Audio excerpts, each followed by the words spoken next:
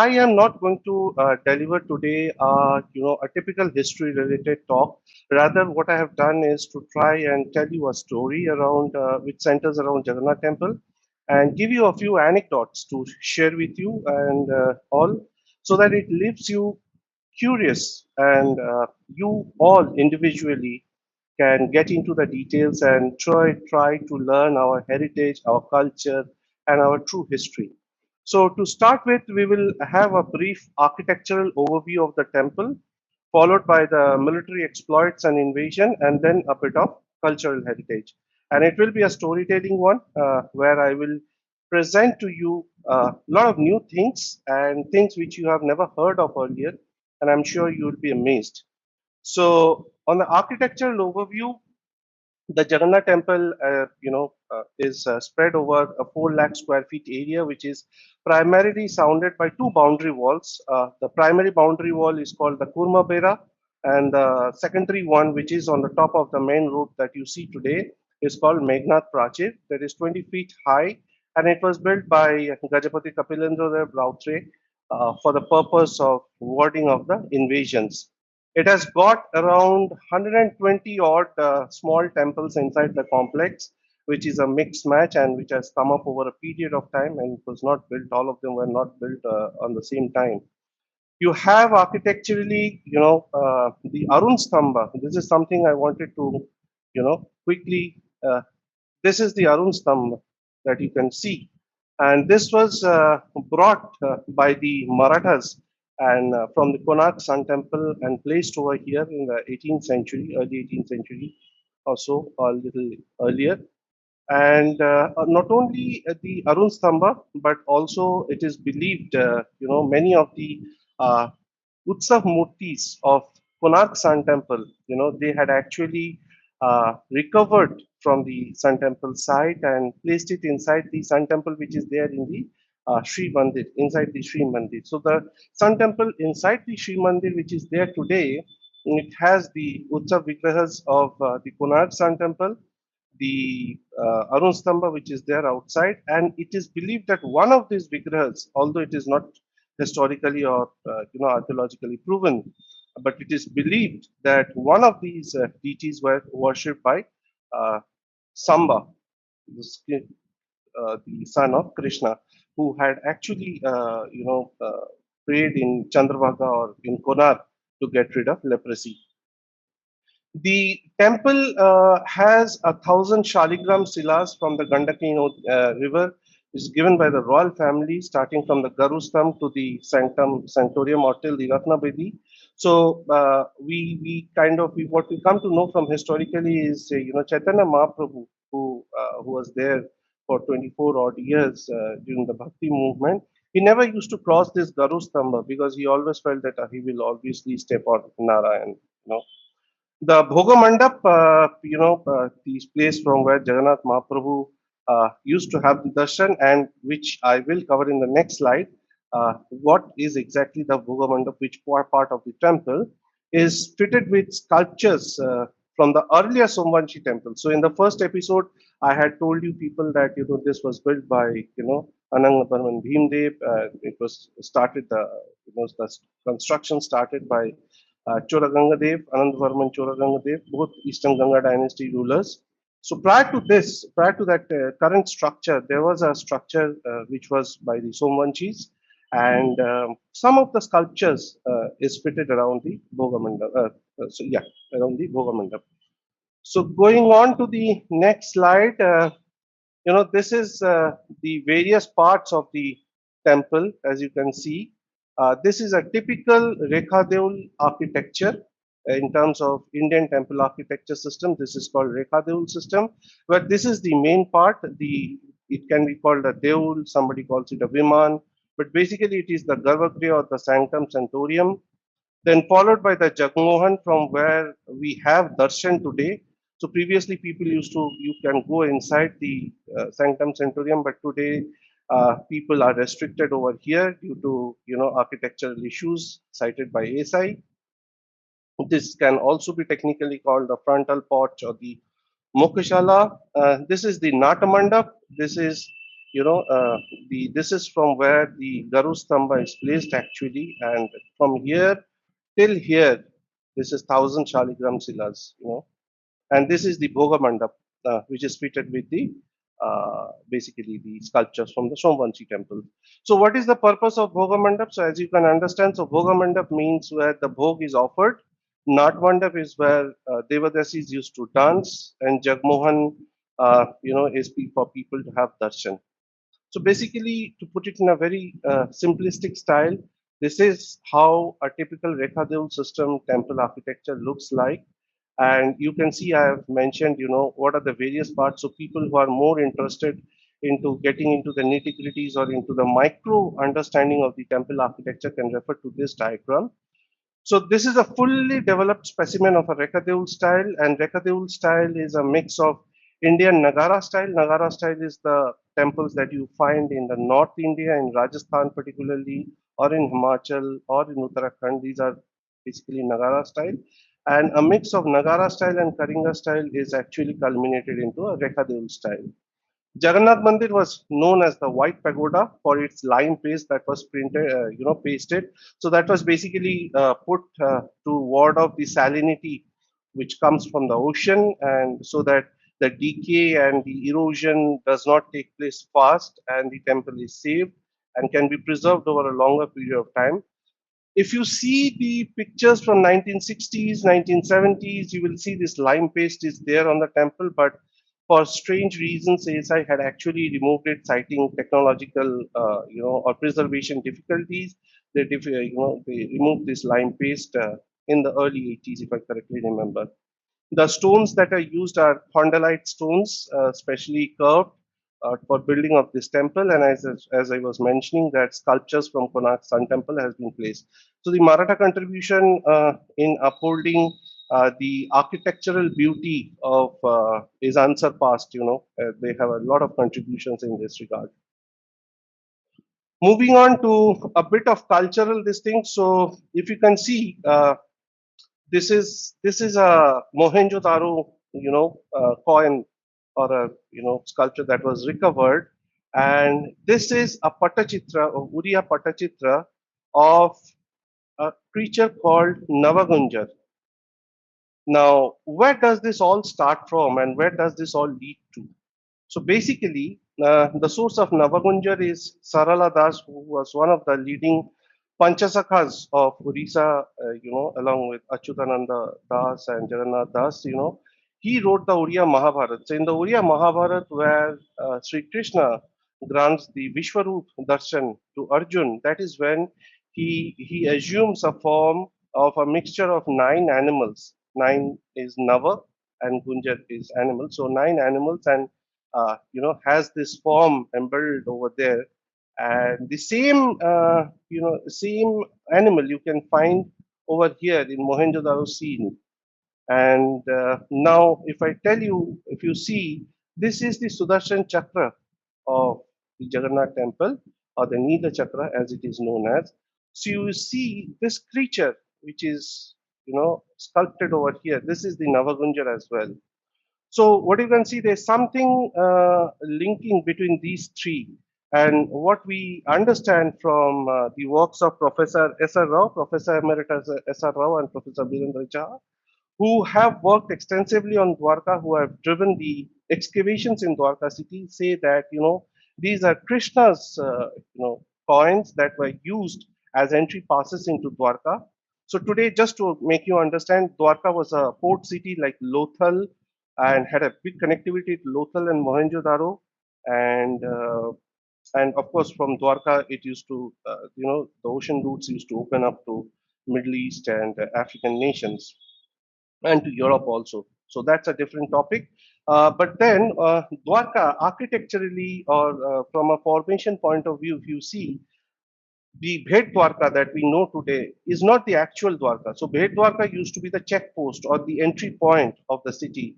The actual Dwarka lies 15 kilometers from Bhet Dwarka underneath the sea today. And Professor S.R. Rao had, and of course Professor Jha also had been highlighting to the government of India since early 2000 that to stop maritime training over there, and invest more in the excavation so that a rich rich heritage comes out.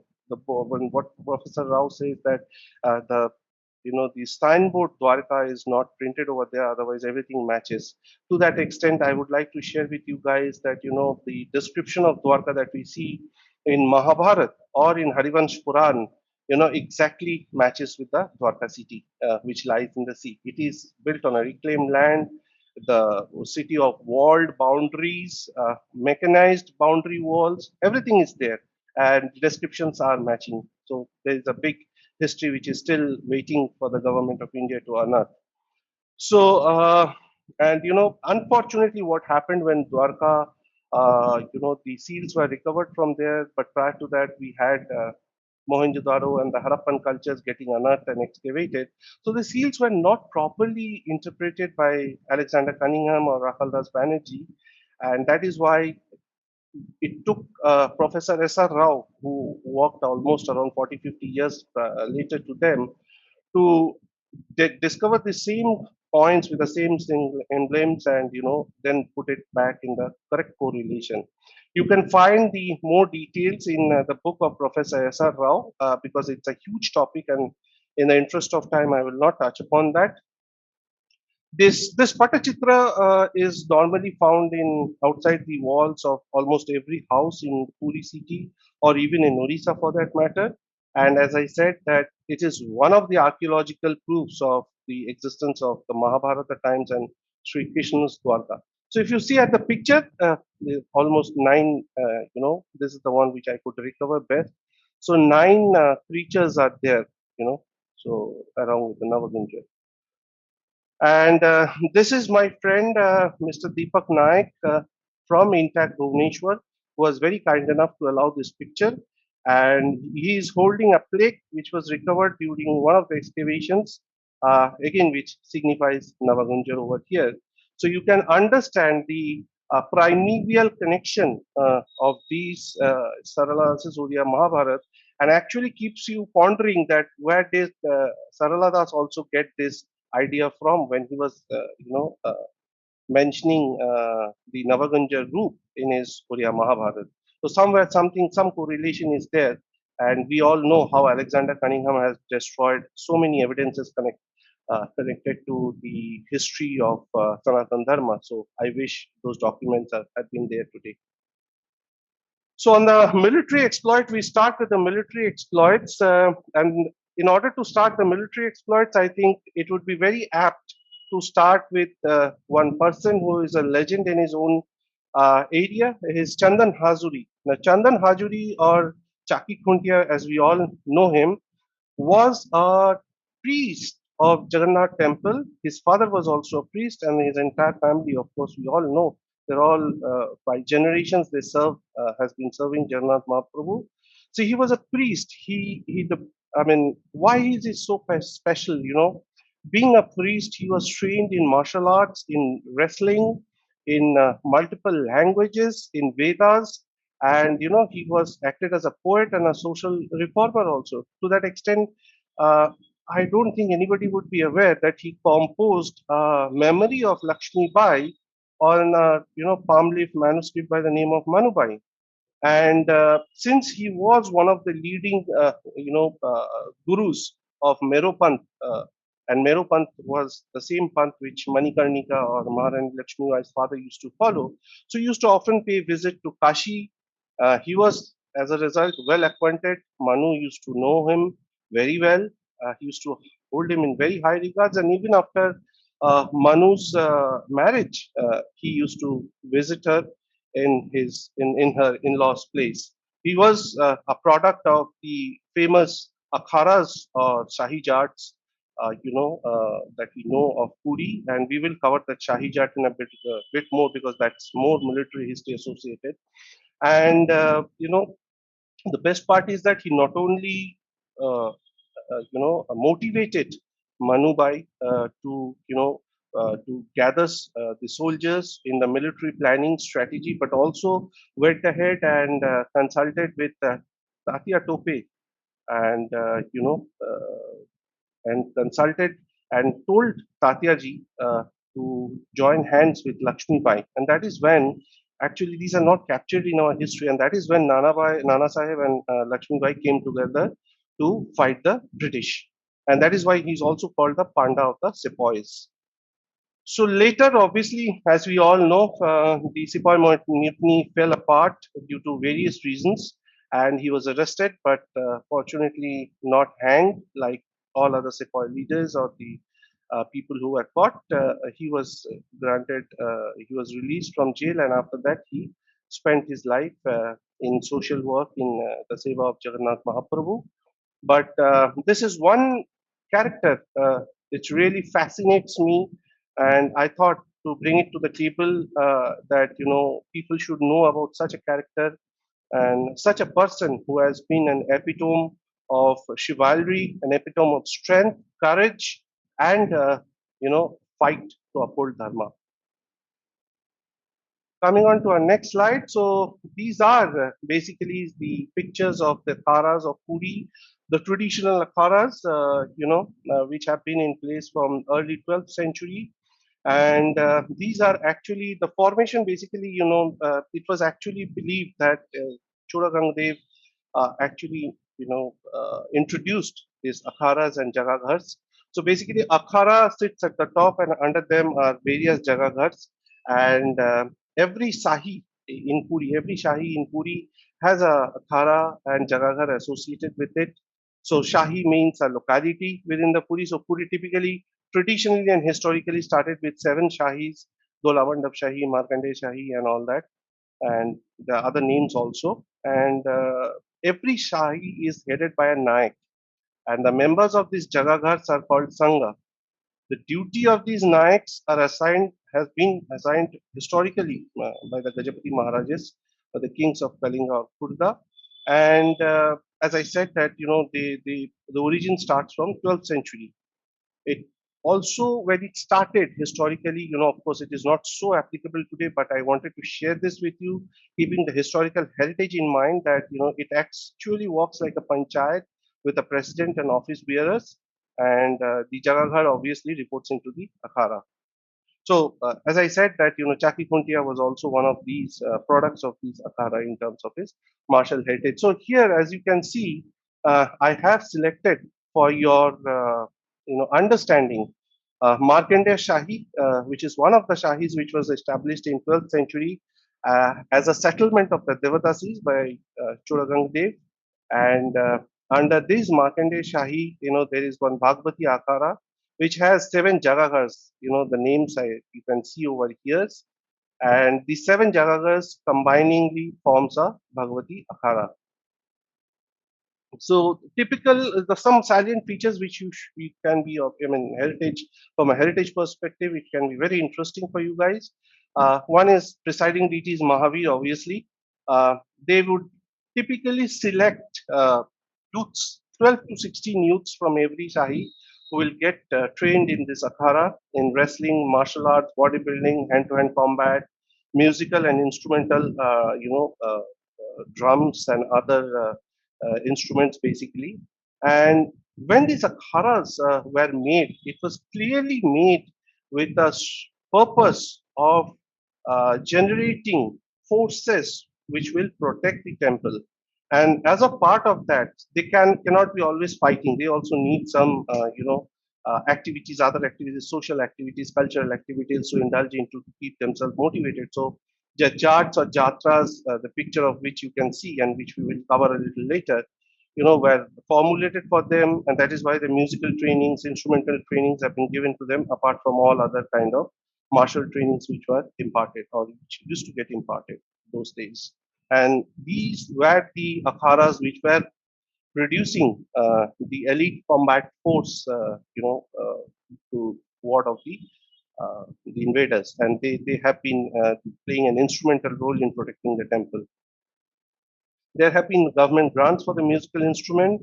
As I said, that Shahi Jats or Jatra or the folk Jatra, whatever you can term it as, related to the life events of Sri Ram and Krishna are organized. So you typically see them happening around March or April of every year, and we will cover those details in the next slide. So basically, they will, you know, dress up as Parshuram, Sri Ram, Ravan, or Devi Durga, and so many other characters, and they will play the jatra or the jat over there in the road, in the open. It's kind of open theater, you can say. And they obviously historically they work as local arbitrator for dispute settlement. Their prime sources of income come from cashew nuts, coconut shell, fruits, and then they are also in, one of the main responsibilities for them is to perform certain rituals of Sri Mandir related to the daily archan, puja archan of Mahaprabhu, and including the Rath Yatra, where they have a lot of responsibility to perform. We will not get into deliberately not get into the micro details of those. Those are very interesting, no doubt. But then, if we do that, we will lose out on time, and we have a lot of ground to cover now. So as you can see, as I was saying, that they will start, they will typically dress up as Nagarjun, Parshuram, Ravan, or any character, or Ram, and start playing on the road, and they practice for that in their akharas. So Sahi Jatra is another very popular and one of the oldest festivals of Puri, as I was saying. Finds its mention in the earliest 13th century as per manuscripts, and as I was mentioning that Choragangadev was the person who introduced these akharas, and it was the time when he was building forts and bastions around Puri to protect the temple, and the akharas were developed to safeguard the Puri town from the raiders. And the forces coming out, the boys who used to get trained and built up on weaponry, used to play a big role in fighting off the invaders. On account of this military history, the Shahi Jatra has a lot of traditional weapons that they show. Of course, not dangerous. Obviously, it is just now these days. It is just for representation only, and local amateur actors. So many of the Puri temple Sevaites or servitors are also involved in them. They also perform for their own, abilities that they are known for, and it is typically taken out by processions. They come to the temple, they perform the enactment in front of the temple. At times they go inside the temple, and then taking a round, they come back and close it off. So it's a grand affair from an intangible cultural heritage. This is of immense importance, and this is one of the heritage stuff, intangible heritage stuff, art heritage that we need to preserve, and given its history, uh, you know. The history that I showcased with you, which starts from the early 13th century or 12th century for that matter, has a lot of contribution into Puri's overall socio-cultural, lifestyle. On the another thing on the military part, which starts from Jagannath Temple, but of course these are hero stones. Basically, hero stones are Veergals, which we typically or technically that we call them from an archaeological perspective, are memorials commemorating the honorable death of a hero in a battle. And you see these kind of hero stones scattered all across Odisha. So these are the ones, these two are the ones, and these ones, which have been found very recently by Intact Bhubaneswar. And again, my friend Deepak ji was very kind enough to share this picture so that I can bring it to your notice. And this is how our heritage is lying, unprotected in the open air, and these sculptures that you see are easily can belong to the Mauryan period or the Gupta period, or even can be as early as mm, Ashoka's time. So that a proper carbon dating needs to happen to ascertain them. But these kind of hero stones are available all across Odisha, and they are also available down south and in parts of west. And the other part that I wanted to share with you is not only these hero stones, but there are Sati stones also. So these Sati stones and these hero stones actually speak of a lot of history and lot of archaeological evidence which it acts as. Moving on to our next slide, I think now we will get into the invasions of the Jagannath temple. And so there were a total of 18 invasions which took place. Now, this is something astonishing, and people, or even we are rarely taught in our history books, neither in NCRT or in our any college books or university books. This is rarely known, and we all know from childhood we read that there are 17 invasions which happened on Somnath. Although in the recent years, Professor Ram Gopal Mishra and Sitaram Goel had proved that it was not 17; it was actually 12 invasions, and typical of Persian and Arabic or Turkic texts, which used to exaggerate, every incident, so they kind of made it 17 times to look up, you create a huge impact, but it was not 17 plus 12. But Jagannath Temple experienced 18 invasions. Now, a little look if we go into the details of these 18 invasions. 13 invasions happened in a range of 165 years. Imagine, in a range of 165 years, 13 invasions happening between 1568 CE to 1733 CE. And this is the time for this 165 years when Jagannath Mahaprabhu moves around all around Odisha in very difficult locations, in mountains, in the sometimes under the ground, and which we will cover in details, and what not, all those. Out of these 13 invasions, 9 invasions happened between 1601 to 1692 in a span of 90 years.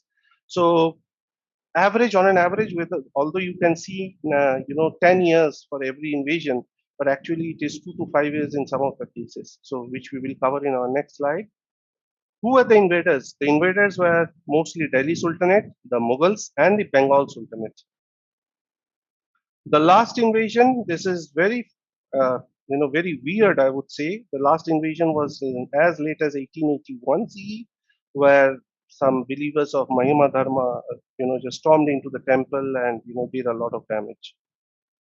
The recorded first invasion was way back in 9th century by the Rashtrakutas.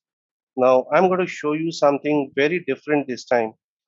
We all talk of invasions. We know the Islamic invaders used to invade our temples, destroy them, desecrate the idols.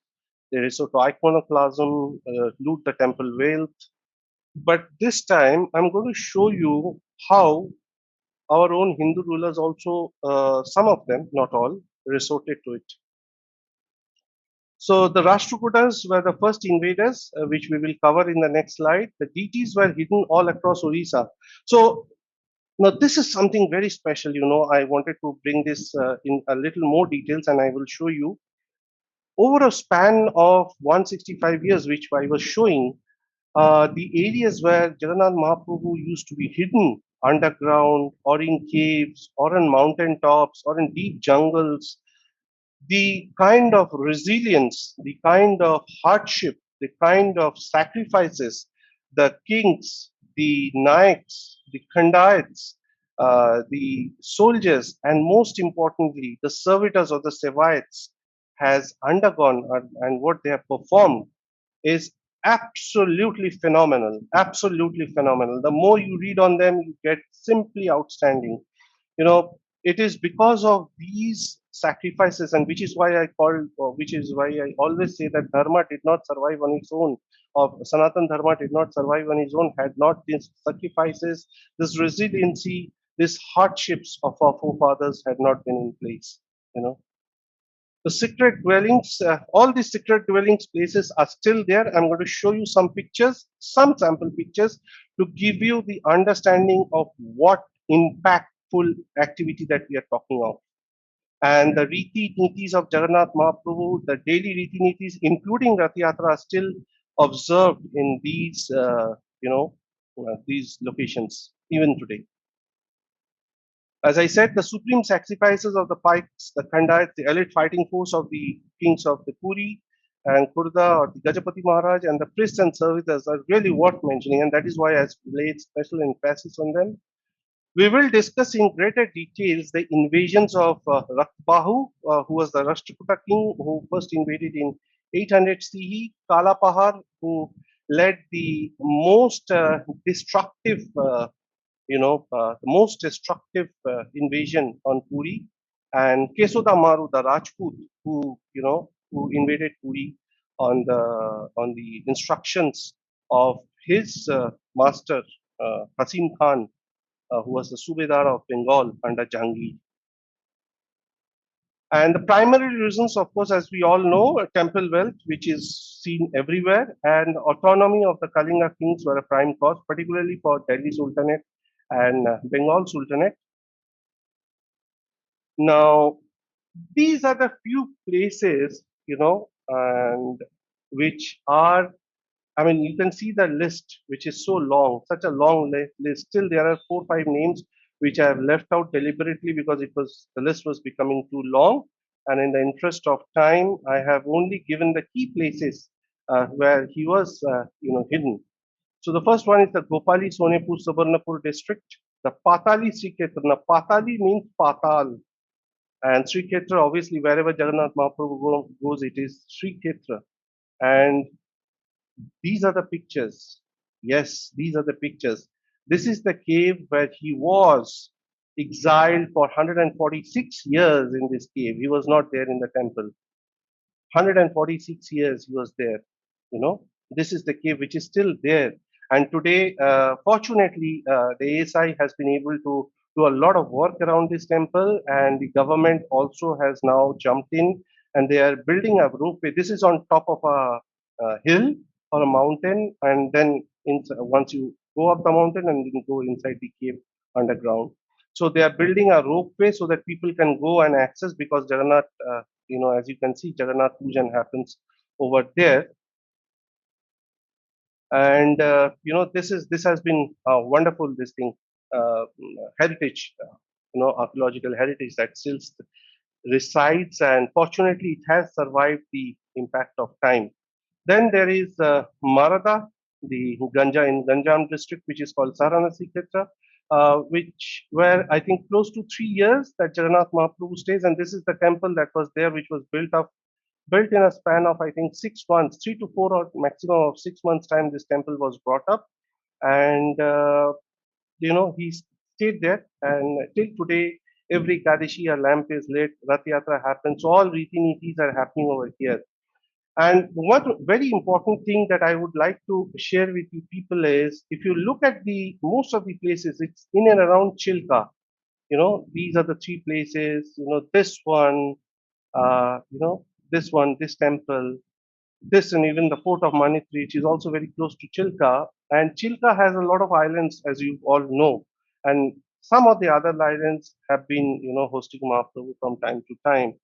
And one of the beliefs that if you go and talk to people in Chilka, and it is documented also, one of the belief is that since Jagannath Mahaprabhu has been in and around Chilka in his exile in so many places, the water on Chilka in his honor has turned blue.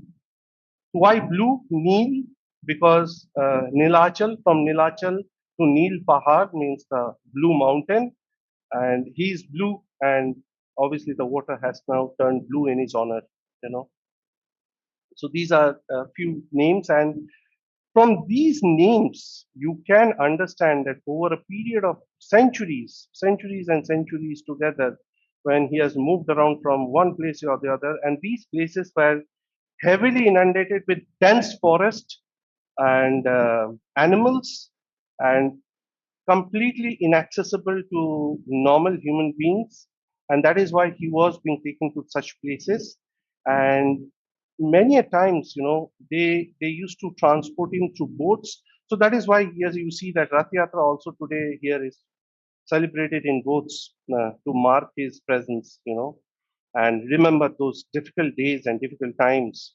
And you can imagine the hardships the servitors have undertaken, the soldiers have undertaken for their protection, and the kings, the kind of funds, in spite of all difficulties that they had invested, uh, is phenomenal. It's just phenomenal. So I would encourage all of you to read these histories, which really has a lot of insight into the ancient practices, into the ancient heritage and the archaeological history, and it showcases how our deities, how our dharma survived.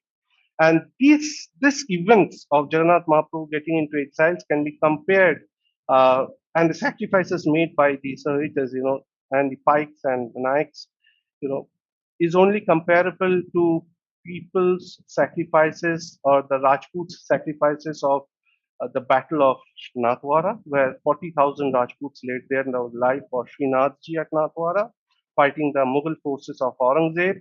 Or I can recall such a similarity in 1670 when Aurangzeb had invaded Mathura and Vrindavan Mandal, the Vraj Mandal basically, which we will cover in our history when we do Vraj episode. These temples, these original deities which Vajranav had made and sculpted with his own hands, they transferred it through various routes, moving away from the main routes available for movement from Vrindavan or Mathura or Govardhan to various places in Rajasthan, UP or MP for that matter, taking treacherous terrains, covering dense jungles, and over years. For example, if you see 165 years of exile, 146 years of exile of Jagannath Mahaprabhu, then for Govind Dev Ji, it was 44 years when he was moving from Vrindavan to Jaipur. So today you see in Jaipur City Palace, him go and have a nice darshan, but it took 44 years to reach that state because of, iconoclasm of Aurangzeb. So now we will talk on the three invasions in a little more. Raktabahu or Govinda III, there are disputes that whether Govinda III was a Muslim or he was a Rashtrakuta ruler, but the finds from Hindol and Sanjan plates of Amogha has nailed that he was a Rashtrakuta ruler who had conquered Kalinga at that point of time. And as I was mentioning, it had an impact of 146 years of exile. The Vigrahas or the deities were recovered by the Somanji ruler, the legendary Yayati Kesri, and that is when the first recorded Navakalevar or the Brahma Bastu Parivartan happened of Jagannath Mahaprabhu. Recorded, I am saying. And the deities were in Patali Sikhetra, that gufa, the cave that I showcased to you. I picked it up from there, but obviously the Vigrahas was in a bad shape. But the Brahma Vastu was intact, so a new body was made, new Vigraha was created, and the Brahma Parivartan happened into the new body. So that is when the first recorded Navakalevar happened. The second one is of Kalapahar. He was, now here, I would say at the very first instance, there has been a lot of debate that Kalapahar was a Bengali Brahmin who married a Muslim princess, and then he was not allowed in the Jagannath temple. He went back furious, came back with a vengeance to destroy Orissa. No, sir, this is not true. This has been proved time and again by eminent historians like Jadunath Sarkar, Arti Majumdar, K.C. Panigrahi, and Kalapahar was basically a title. It was not a specific name. Kalapahar was basically a title which was used by the Afghans of that time.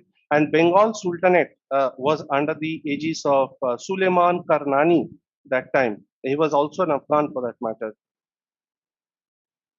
And Suleiman Karnani had sent his son Bayezid, to conquer Orissa and lay a siege on Jagannath temple and loot the treasury. And along with him was his general uh, Kalapahar. And if I look at history, the history of East India particularly, two names in which rises in prominence for iconoclasm is Kalapahar, and obviously the other one is Bakhtiyar Khilji. Kalapahar's fanatic drive to destroy Hindu temples was absolutely phenomenal. I can compare him to Sikandar Pushkin, who destroyed the Kashmir temples, including the Sun Temple of Martand. So he went after with impunity. As I look into the Orissa history, he went after on impunity with all the temples in Orissa, and this laid to wrath wherever he found a temple on his way. And what is so heartbreaking is, it was him who actually destroyed the Konark Sun Temple. So as you can see, the severe damages were there on the Viman and the temple premises. It is when Jagannath Mahaprabhu was hidden in Parikuta, which is near to Chilka, and the story goes, uh, Kalapahar somehow came to know through his spies where the hiding was being done, where he is in exile. So he dug up the Vigrahas, took them to Ganga, and burned them. So there is a different version over here.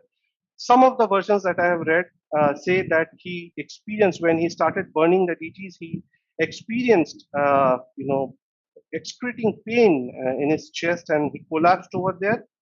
And some of the versions say that he fell unconscious and died later.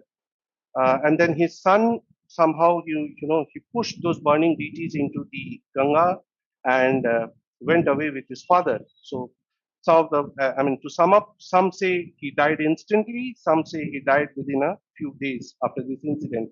Fortunately, Puriya Vaishnav devotee by the name of Vishir Mohanty, he was following this episode and he was moving along with the forces in hiding, and he recovered this Brahma Bastu.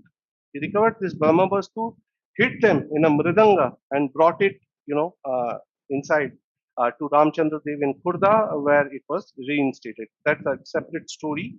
In the interest of time, will not touch upon in micro details of the story. But all in all, what I can say is this Brahma Bastu, the Brahma Bastu or Brahma Padat was never harmed in all these invasions, and it is still the same. The third one is Kesudamaru, the Rajput, which I was telling. He was under Hasim Khan, the Mughal Subedar under Jahangir, and he attacked. Kesudamaru, in fact, laid red on two times on the temple, once with his master Hasim Khan in 1608, and again within 2 years in 1610 CE. And he entered Puri. Why I brought this up? It's very sad, but then people should know the correct history to have a balanced view. Uh, he entered Puri during Rath Yatra in the disguise of a devotee. Went inside the temple with his forces, all of them in disguise. They put the temple under siege. Uh, Mahaprabhu was in Gundicha that time, so obviously after the Rath Yatra day, this would have happened. And once the Gajapati Purushottam came to know about this siege, he arrived with his forces because he was fighting on the other side of the border with the Deccan forces. So he dropped everything. He came over. His pikes led a gallant fight back, and many of them lost their lives. But finally, they could ward off. Although Kesudamaru looted the temple with and went away, but at least there no major damage was done. And yes, another damage that was done, which you should know, is Kalapahar had burnt the famed Kalpavat inside the temple. So today the Kalpavat that is there is a sapling, which is which was recovered from the burnt tree, just like the one you have in Gaya, and which is there. So these are the three invasions that I wanted to share with you, and this I am sure would give you a lot of more insights. And I will now. So I realize a little bit of mistake is there. It's not there chronologically, but you will get the names. As you can see, mostly the attacks were divided between the Bengal Sultanate, Mughals, and the Delhi Sultanate. And Aurangzeb, of course, Aurangzeb, how can he be behind? He was there everywhere. So Raktwahu, then Ilyas Shahi, Firoz Shah Tughlaq, Hussein Shah. This is the time when Kalapahar comes in, and then sorry, not Hussein. Hussein Shah is different. Kalapahar comes in 1568 under Suleiman Karnani. Then there is Kalyan Mal. This is another episode which I wanted to cover, but in the interest of time, but I'll give you a short story. Who is Kalyan Mal? We all know about Raja Todar Mal, right? Raja Todar Mal was one of the nine Navratnas of Akbar's court and the revenue minister. Todar Mal's son, Kalyan Mal, attacked Jagannath Puri temple, and this is one of the sad incidents. He looted the temple wealth, and he did it not to achieve something but to please his master Jahangir. Then there is Hasim Khan, then Kesudamaru. As I was mentioning, Hasim Khan, Kesudamaru came in with Hasim Khan once, and again he came in on his own. Then there was Mukarram Khan, Kutulu Khan, Amir Fateh Khan, Mirza Ahmed Beg, and so on, and followers of Mahima Dharma. So you can see from this entire stuff what kind of resilience the people of Orissa, the bravehearts of Orissa, the servitors of Jagannath Temple, their forefathers, and each and every person associated with the temple has done to save Dharma. It is phenomenal, as I keep saying. And the more you read in details, you will be amazed by what all our forefathers have undergone. And I would really encourage all of you who are going to view this episode and who are currently viewing this episode to find out more on yourself. Read the books that I'm going to refer to you at the end of this slide and get into more details to find out the impact or the level of sacrifices that have undergone. And these are the few books that I recommend you to read through, which can give you a lot of insights into the details that I showcase to you. In the best interest of time, I try to cover as much as possible. There are lots more to cover, and but then it is really not possible to cover all those stuff.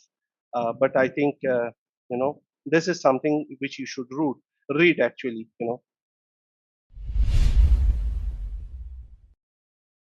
So, in 2016, I had visited both Bhubaneswar and Konark. I visited both the temples. So, my question is not related to the talk as such. In Konark, I saw only one portion is allowed in the Garbhagriha or certain part. No, that is not the Garbhagriha, sir. The structure that you see today standing is called the Jagmohan. As I was explaining at the beginning of my call, that is called Jagmohan. And you would be very happy to know that yesterday only. That was my question. Yeah. That the pujan was done by ASI. ASI has undertaken a massive project to decongest the sand inside the Jagmohan that was filled up around 110 years back by the British for the purpose of preservation by ASI at that point of time under the aegis of the British engineers. And what the ASI is trying to do is to remove that sand from inside Jagmohan, create that architecture. They are going to put up a lot of paraphernalia around it. They're going to put up a lot of structures, a metal structure to hold the Jagmohan inside from inside, like they have put in the Sanctum Sanctorium of Jagannath Temple also, and so that it can be made open to the public. And once this happens, sir, I can assure you, it will be a wonder. It will be a wonder, because Konark Sun Temple, what we see today is itself is such a wonder. Imagine when it was in its full scope, full structure, which was standing, it was such a grandeur to watch. And as I was saying, just for your this thing, I would like to repeat that the Marathas did pick up a lot of sculptures from their Konark Sun Temple and placed it in Jagannath Puri Temple outside. So one of the major structure is the Arun Stambh, which stands at the beginning of the temple as you enter from the Singha Dwar. Then the Navagraha panel, which is fixed to the entry point at the Gundicha temple, that is also from Konark Sun Temple. And inside the Jagannath temple, there is a small sun temple where the Utsav Vigrahas of Konark are worshipped. And it is believed that one of them, we do not know which one, and it has not been archaeologically proven, but one of them was worshipped by Sri Krishna's son Samba, who had actually penance for 12 years over there for Surya Dev to cure his leprosy. I just want to request you, if you could tell me a little more about Hathi Gumpha, because I just couldn't make it. I heard about it, some explanations, but it was a little away from where we were staying, so I missed out. And after listening to you about Konark, I think I'll have to make a second visit. Then I'll visit Hathigumpha also. Can you kindly tell me something? Yeah. So if you're visiting next time, please let me know in advance so that I can properly guide you and you don't miss out on the key spots. Okay, on Hathigumpha inscription, I will shortly tell you in the interest of time and in the interest of other audiences. Hathigumpha inscription was the one inscription which is found in Udaygiri Khandagiri. It was created by none other than Meghavarna Aira Kharavela, the legendary ruler of Kalinga, the illustrious ruler of Kharavela. He was a legend. I have a huge respect for him.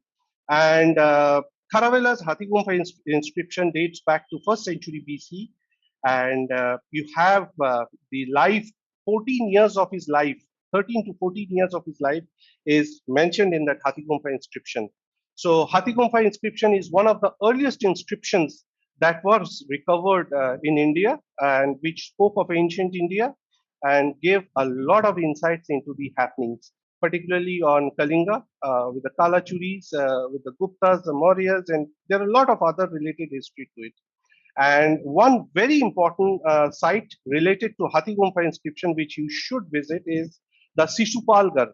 Shishupalgarh is inside the Bhubaneswar city, and Shishupalgarh is the capital city, was the capital city of Meghavarna Aira Kharavela, and it was also a ocean port. Obviously, it had the waterways which leads to the ocean, but it had a wonderful network of inland waterways, and it acted as a port, a bastion, military bastion for Kharavela, and you should go and visit there. It is fortunately still standing even after almost 2000 years. Jai Jagannath. Jai Wonderful, Jagannath. wonderful talk. It's nice to hear all these things from your mouth. It's great. Just want to add couple of things. One is Hathigumpha inscription. Uh, it is in Khandagiri. Many people give many theory why it is called Hathigumpha, but simply it is called Hathigumpha because a sculpture of Hathi or elephant is found, and also it is not. If correct me if I'm wrong, but as per my knowledge, it is Mahamegha Vahana Aira Kharavela, not Meghavarna. Why? Because the elephant he used to ride was known as Mahamegha. So Mahamegha Vahana Aira being Arya. Sorry for my pronunciation. It's okay. It's a very big name, so maybe I have. I completely understand. I do it all the time for all the non-familiar historical names. So completely no issue. Yes. Also, it not only it talks about the 13 years what he has done, what he has. It also talk about wonderful correlation between different sects, Jainism, Hinduism, Buddhist. That's what I mentioned. Yeah. That's what I mentioned. The 13, 14 years of his first 13, 14 years of his rule, and his triumphs, his wars, his connection, cultural, military alliances, his marriage alliances, everything is captured over there. And it gives a very detailed insight of ancient India, about Kalinga and the other states surrounding it and the happenings around it. That's very insightful. Yeah. And regarding Konark, just yesterday I also got the news that they have started taking out the sands. It started from yesterday. It started yesterday. But it will be done in several phases. So 3 years. It will take 3 years. Yeah, they will do it in several phases. I was talking to the ASI person yesterday only. So they will take it in ASI, will do it in phases. And they have to do it very, very carefully so that the structure doesn't come down. And I'm sure you know the reason for that. Yeah, of course. What I really want to appreciate of ASI is previously what they used to do, suppose when sculpture will come down or it will get degraded, they will take it out and put a simple cement on it. So the beauty of that structure was getting lost. But now slowly I've seen they are replacing it with a replica, same stone replica. That was much needed, and that's something I really want to appreciate. And the deity you were talking about, Samba was worshipping. That was taken by Bhui Narasimha, one Gajapati, very fierce Gajapati in the latter Gajapati stage when a frequent attack used to happen, because in his reign, for 24 years no attack happened. he has taken that deity from there and installed in Puri Jagannath temple. You can find that deity in Puri Jagannath temple. That's what I told. That's what I told. Of course, I did not get into the micro details that you have mentioned in the interest of time because I had to cover a lot of things.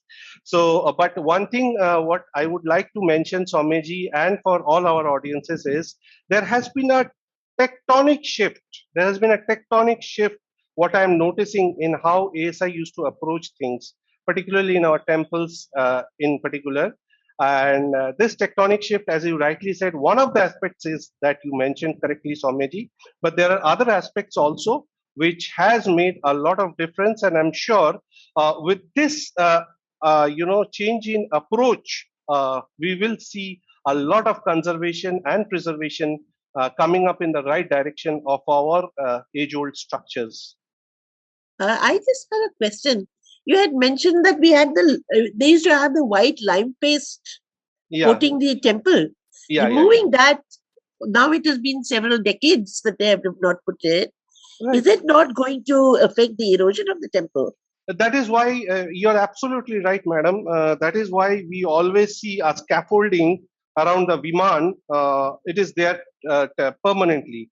And that is why we had a couple of incidences in the last few years where a stone has fallen down from the top of the Viman, and or the darshan which used to happen inside the Garbhagriha has now been completely stopped because there are so many. If you go inside the temple, you will see right starting from the Jagmohan till inside the Garbhagriha.